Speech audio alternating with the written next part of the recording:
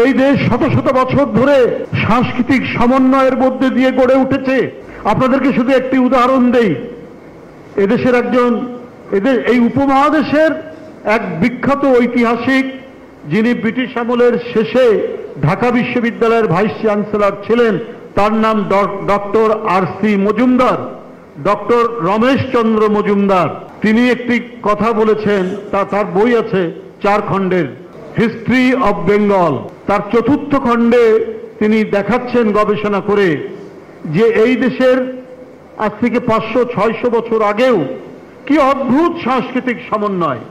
আমাদের এই বাংলায় উপাখ্যান আছে না, চাঁদ সদাগরের উপাখ্যান, লক্ষিন্দর বেহুলার সেই কাহিনী, সেই মনসা দেবীর সাথে চাঁদ সদাগরের যে দ্বন্দ্ব, সেই দ্বন্দ্বের কথা আমরা জানি। এবং তারপরে তো একটা বড় উপাখ্যান।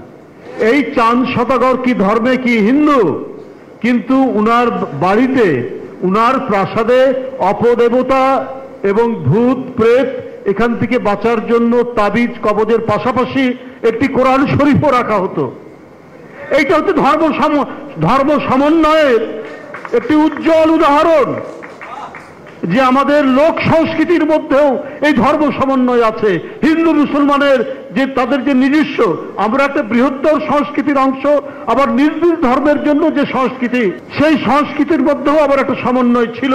এখানে কোনো প্রভেদ ছিল না, এখানে কোনো ভেদ ছিল না। এটাকেই শেখ হাসিনা ভাঙতে চেয়েছেন।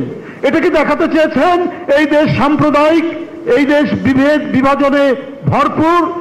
সুতরাং আমাকে সমর্থন করো, অন্য বিরোধী দল কাউকে সমর্থন করবেন না।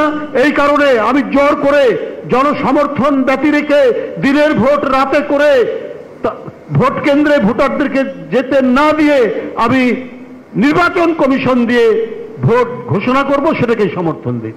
বাংলাদেশের ভাবমূর্তিকে এইভাবেই বিনষ্ট করেছিলেন, কিন্তু আমাদের ইতিহাস ঐতিহ্যের মধ্যে এটি নেই।